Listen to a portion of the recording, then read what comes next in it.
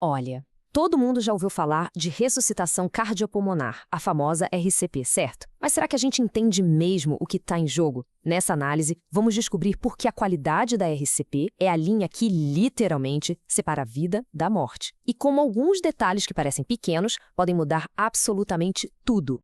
Para a gente começar, vamos pensar neste número, mais de 500 mil. É essa quantidade de paradas cardíacas que acontecem todos os anos, isso só nos Estados Unidos.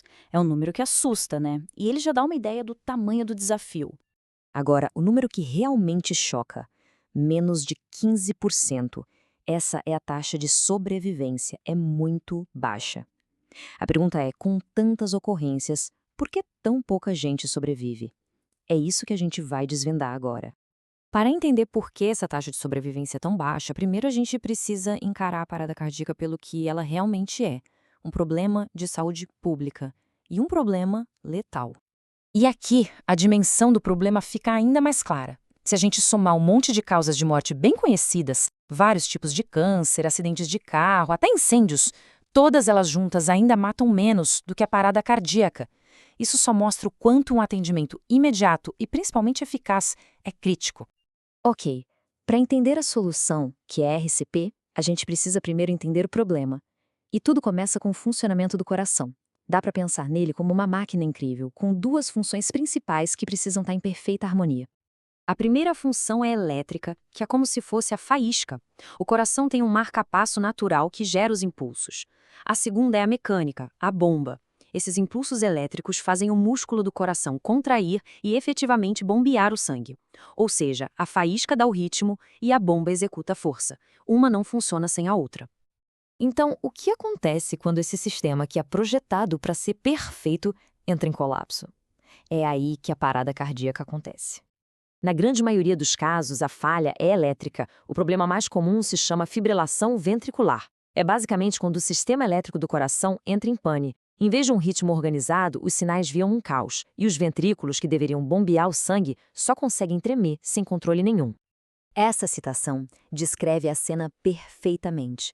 O coração não está parado, ele está tremendo de uma forma totalmente ineficaz. A faísca está descontrolada e, por causa disso, a bomba simplesmente para de funcionar. O resultado? O fluxo de sangue para o cérebro e para os outros órgãos vitais cessa. É exatamente aqui que a RCP entra. Se a máquina interna do corpo falhou, a RCP serve como uma espécie de acionamento manual de emergência.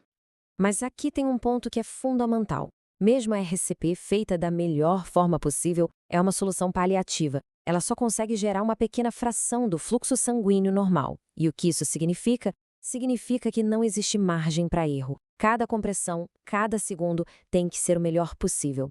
É por isso que a qualidade é tudo. Certo, então o que define uma RCP de alta qualidade? A ciência já nos deu um guia bem claro. Existem 5 componentes críticos, 5 regras de ouro que maximizam a eficácia desse acionamento manual. E são essas aqui. Pense nelas como um checklist para salvar uma vida. Frequência, profundidade, retorno do tórax, o mínimo de interrupções e a ventilação correta. Vamos passar por cada uma delas. A primeira regra é a frequência, ou seja, a velocidade. O ideal é ficar entre 100 e 120 compressões por minuto. Se for mais lento que isso, o fluxo de sangue cai. E se for rápido demais, as compressões perdem a profundidade e o coração não tem tempo de se encher de sangue de novo. A segunda regra, profundidade. No adulto, é preciso comprimir o tórax pelo menos 5 centímetros ou 50 milímetros. É essa força, essa profundidade, que garante que o coração seja espremido entre o osso do peito e a coluna, forçando o sangue a circular pelo corpo. E o impacto disso é absurdo. Os estudos mostram que compressões muito rasas, com menos de 38 milímetros, reduzem as chances de sobrevivência em até 30%. Pense bem, uma diferença de pouco mais de 1 centímetro é literalmente a diferença entre a vida e a morte. Terceira regra, importantíssima, o retorno completo do tórax. Depois de cada compressão, é vital tirar todo o peso de cima do peito do paciente para que ele volte à posição normal. Isso cria um vácuo, uma pressão negativa que ajuda a puxar o sangue de volta para o coração, preparando para a próxima compressão. Se o tórax não retorna, a bomba não se recarrega. Quarta regra, minimizar as pausas. Cada segundo que as compressões param, o fluxo sanguíneo para o cérebro para completamente. Zera. Por isso, o objetivo é manter as mãos no peito do paciente, comprimindo por mais de 80% do tempo total. Pausa é inimiga da sobrevivência. E, finalmente, a quinta regra, que pode surpreender: evitar ventilação excessiva. Muita gente acha que mais ar é sempre melhor, mas aqui não é o caso. Ventilar demais aumenta a pressão dentro do tórax, e isso dificulta o retorno do sangue para o coração, o que acaba diminuindo a eficácia das próprias compressões. Agora que a gente já conhece as regras, vamos entender onde a RCP de alta qualidade se encaixa no quadro geral da resposta a uma emergência. A RCP é um elo fundamental no que os especialistas chamam de corrente da sobrevivência. Tudo começa com alguém reconhecendo o problema e ligando para a emergência. Logo em seguida vem a RCP de alta qualidade, que mantém a pessoa viva até a chegada de um desfibrilador. Depois, vem os cuidados médicos avançados e a recuperação. Cada elo é vital, mas se o elo da RCP for fraco, a corrente toda se quebra. E isso tudo nos leva a uma reflexão final. A ciência é clara. Uma RCP de má qualidade não é uma fatalidade, é um dano que poderia ser evitado. A grande questão é, agora que o conhecimento existe, como a gente faz para fechar o abismo entre o saber e o fazer?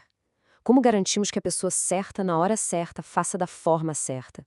A resposta para essa pergunta talvez não esteja só nos hospitais, mas nas mãos de todos nós, e essa resposta pode salvar milhares de vidas.